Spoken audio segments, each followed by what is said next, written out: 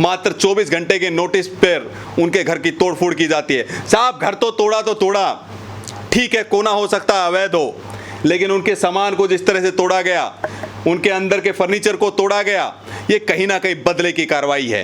ये selective politics क्यों कर रही है महाराष्ट्र सरकार? क्यों उद्धव सरकार इसके ऊपर मौन है? रोहिंग्या रहते हैं वहां पर बांग्लादेशी रहते हैं, अवैध कब्जा है उनका, लेकिन उस अवैध कब्जे को नहीं तुड़वा रहे हैं। और ये बात कर रहे हैं कि वो सामना क्या कहता है, पानी में रह करके मगरमच्छ से बैर नहीं करना। अरे साहब, ऐसा कौन सा मगरमच्छ है? नमस्कार दोस्तों, स्वागत है आप सभी का ऑल इंडिया न्यूज में। कंगना रनौत पे उद्धव ठाकरे की बोलती बंद क्यों?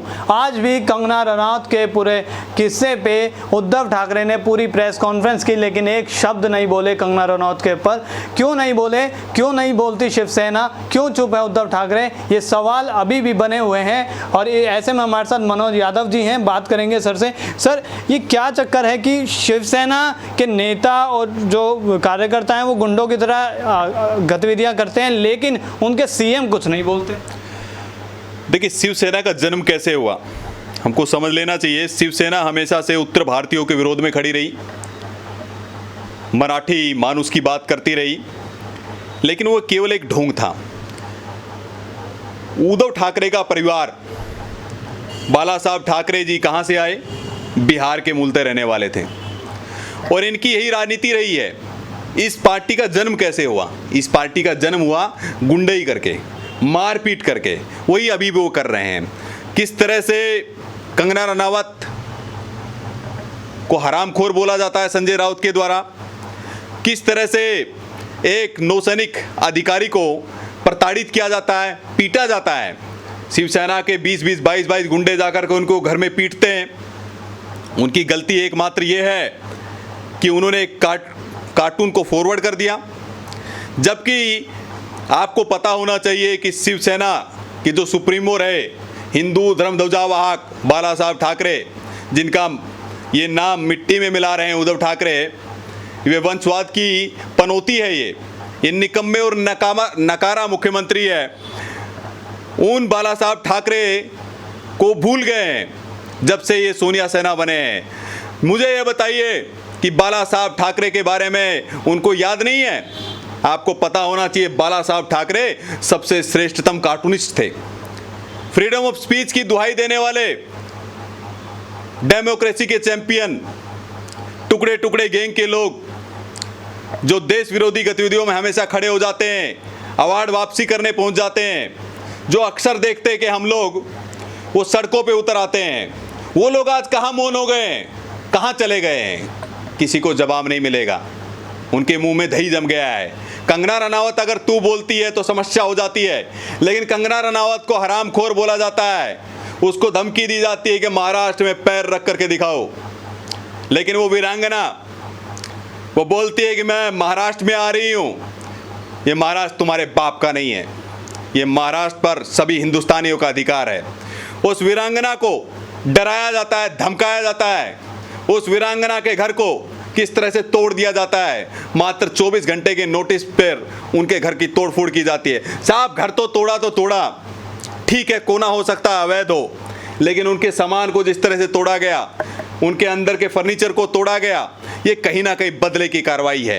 ये सिलेक्टिव पॉलिटिक्स क्यों कर रही है महाराष्ट्र सरकार? क्यों उद्धव सरकार इसके ऊपर मौन है? और जिस जगह उधर जी रहते हैं, उद्धव ठाकरे रहते हैं कालानगर में, आपको पता होना चाहिए कालानगर में क्या है। रोहिंग्या रहते हैं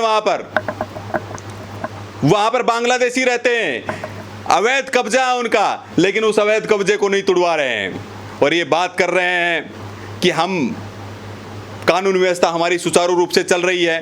कानून व्यवस्था भी विफल है, वहां पर शासन और प्रशासन भी विफल है। निकम्मी और नकारा सरकार है।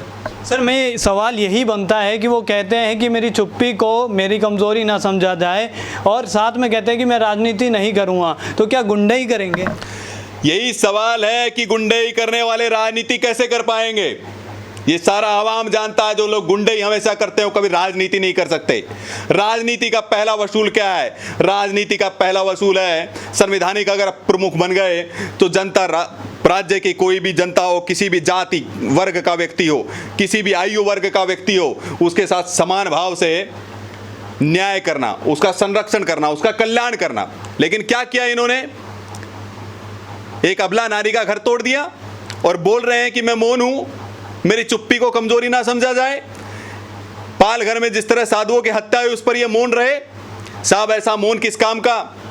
ऐसा मौन किस काम का जो हिंदू धर्म ध्वजावाहक बाला साहब ठाकरे की विरासत को भी नष्ट कर दे, जो हिंदुत्व के लिए लड़ते रहे। ये साधु विरोधी हो गए, ये महिला विरोधी हो गए, ये सैनिकों के विरोधी हो गए। एक सैनिक के ऊपर किस तरह से मार पिटाई की इनके गुंडों ने, तो इसको क्या कहेंगे? ये मौन कितना सार्थक है मुझे बताइए। एक संवैधानिक पद पर बैठे हुए मुख्यमंत्री के लिए मैं पूछना चाहता हूं, ये मौन कितना सार्थक है? सर, एक देश पूरा इंतज़ार कर रहा है सुशांत को इंसाफ मिले, और जिस मुख्यमंत्री के राज्य में इतना बड़ा कांड होता है वो मुख्यमंत्री उसके बारे में एक शब्द नहीं बोलता है। ना तो सुशांत सिंह राजपूत पर उन्होंने एक शब्द बोला, ना कंगना रनावत पर एक शब्द बोला, ना हमारे पूर्व नौसेना के जो अधिकारी उन पर हमला हुआ एक शब्द बोला। आज प्रेस कॉन्फ्रेंस करने आए साहब, उनका अचानक अवतरण हुआ, किसी ने उनको ज्ञान दिया होगा। तो संजय राउत है, एक संजय राउत वो थे जो कुरुक्षेत्र में उनको धृतराष्ट्र को दिशा और दशा बता रहे थे महाभारत की। एक ये शकुनी रूपी संजय राउत है, ये शकुनी रूपी संजय राउत जो इनको दिग्भ्रमित कर रहे हैं, इनकी दिशा को भ्रमित कर रहे हैं। आज उनको कोई ज्ञान दिए होंगे, क्योंकि वो पहले अघोषित प्रवक्ता थे, अब मुख्य प्रवक्ता बन गए हैं। उनको ज्ञान दिए होंगे कि जाइए प्रेस कॉन्फ्रेंस कीजिए। साहब, प्रेस कॉन्फ्रेंस करने आए, कोरोना के मामले सबसे ज़्यादा है, उसको संभाल नहीं पाए। कानूनी व्यवस्था आपकी महाराष्ट्र की बिगड़ी हुई है, उसको नहीं संभाल पाए, और आप बात करते हैं प्रेस कॉन्फ्रेंस में आके मराठा आरक्षण की। आप राजनीति नहीं कर रहे तो क्या कर रहे हैं मुझे बताइए। आपका मौन इतना घातक हो सकता है मराठा समाज के लिए, महाराष्ट्र के लिए, और आप बोल रहे हैं मैं मौन धारण किए हूं, मेरी कमजोरी को ना, इसको मौन को मेरी कमजोरी ना समझा जाए। और वो संजय राउत, उसको आपने पीछे से क्या कर रखा है? एक घोषित प्रवक्ता को चीफ प्रवक्ता बना दिया। वो सामना जो मुख्य पत्र है शिवसेना का, वो क्या बोलता है? वो बोलता है कि बुलडोजर चला दिया, ढा दिया। वो सामना क्या कहता है? पानी में रह करके मगरमच्छ से बैर नहीं करना। अरे साहब, ऐसा कौन सा मगरमच्छ है? ये जंगल का कानून है, जीव को जीव खाता है तो जंगल का कानून है, ये इंसानियत का कानून नहीं है, ये बाबा साहब अंबेडकर का कानून नहीं है। बाबा साहब अंबेडकर का कानून क्या कहता है? बाबा साहब अंबेडकर का कानून कहता है कि हर व्यक्ति को न्याय मिले। दीनदयाल उपाध्याय जी क्या कहते हैं? दीनदयाल उपाध्याय जी कहते हैं पंक्ति के अंतिम छोर में जो व्यक्ति खड़ा है उसका उदय करना, उसको न्याय दिलाना, उसका उत्थान करना। लेकिन ये क्या कर रहे हैं? ये जंगल का कानून चला रहे हैं कि मगरमच्छ हैं हम। अरे साहब, आप तो हम तो समझते थे आप मुख्यमंत्री हैं, लेकिन संजय राउत ने तो शकुनी जी संजय राउत ने आपको मगरमच्छ बना दिया। गजब है साहब। ये जंगल का कानून अगर चलाना है तो मुझे लगता है कि आपको इस्तीफा दे देना चाहिए। सर, ये मगरमच्छ, पेंगुइन, ये जिस तरीके के शब्दों के साथ राजनीति हो रही, क्या नहीं आपको लगता कि इनसे आगे बढ़ जाना चाहिए था संजय राउत को और सही से बात करनी चाहिए? देखिए, संजय राउत बहुत लगातार कंगना पे भी ऐसे शब्द इस्तेमाल किए जो बोले भी नहीं जाते। संजय राउत एक ऐसे संपादक है जो हरामखोर को नोटी बना देते हैं। हम तो नहीं समझ पाए कि वो नोटी क्यों बोले हैं। ये मैं पहली बार सुना कि हरामखोर का मतलब नोटी होता है। ये संजय राउत के पास में एक अलग तरह की डिक्शनरी है, वो दूसरे कहीं से किसी लोक से उतर के आए हैं। हो सकता है एलियन हो, किसी ज़माने में एलियन रहे हो, तो वो यहाँ पर आ गए। कुछ दिन पहले पेंगुइन का इस्तेमाल किया गया, अभी वो मगरमच्छ का इस्तेमाल कर रहे हैं, ऐसे शब्दों का इस्तेमाल कर रहे हैं। देखिए, मैं एक बात स्पष्ट बता देना चाहता हूँ, किसी का भी अहंकार नहीं चला है। जो अंग्रेज हमेशा बोलते थे हमारा सूर्य कभी अस्त नहीं होता है, उनका भी अस्त हो गया।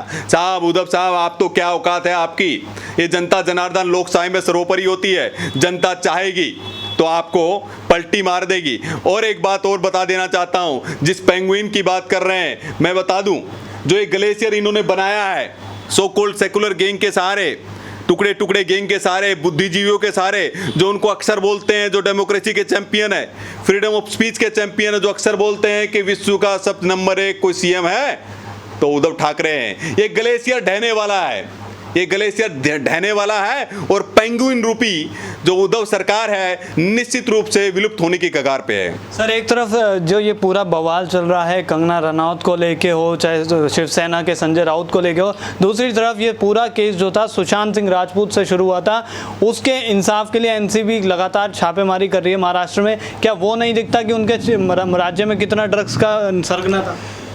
देखिए, केस शुरू हुआ एक ऐसे कलाकार से लेकर के जो एक छोटी सी पृष्ठभूमि से आया उठ के और उसने एक मुकाम हासिल किया, लेकिन फेवरेटिज्म और नेपोटिज्म नामक एक जो गैंग चलता है, करण जौहर का, खान तिकड़ी का, महेश भट्ट जैसे लोग जो उसमें शामिल हैं, ये वो लोग हैं जो बार बार देश विरोधी गतिविधियों में शामिल होते हैं। उन लोगों ने प्लान करके उसकी हत्या की और जब सीबीआई की जांच हुई, जांच की मांग की गई तो उद्धव सरकार बार बार मना करती रही, जबकि ये बहुत ही अच्छा निर्णय लिया केंद्र सरकार ने, उनको सीबीआई की मांग अनुशंसा कर दी।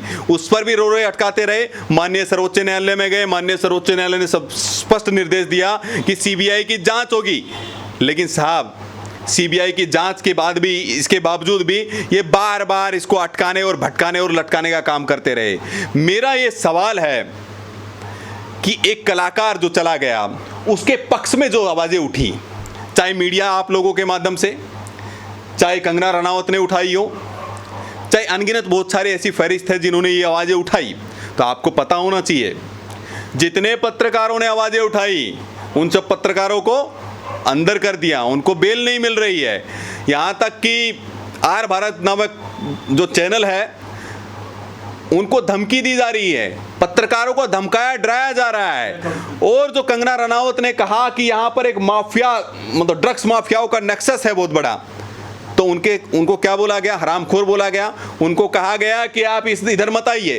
तो इसमें कहानी, इसके पीछे की कहानी क्या है? इसके पीछे की कहानी ये है, ये जो ड्रग्स माफिया है, जो नेक्सस जो चल रहा है, इसके पीछे बहुत बड़ी शक्तियां लगी हुई है। जो उन शक्तियों को कोई व्यक्ति है, कोई व्यक्तियों का समूह है, और उसको बचाने के लिए महाराष्ट्र के अंदर उद्धव ठाकरे सरकार पूरी शक्ति लगा रही है। और किसी का कोई दोष नहीं है, केवल सवाल उठाना ही अगर दोष मानते हैं तो मैं कहता हूं कि फ्रीडम ऑफ स्पीच की दुहाई देने वाले इसको समझ ले कि ये बहुत ही अन्याय कर रहे हैं।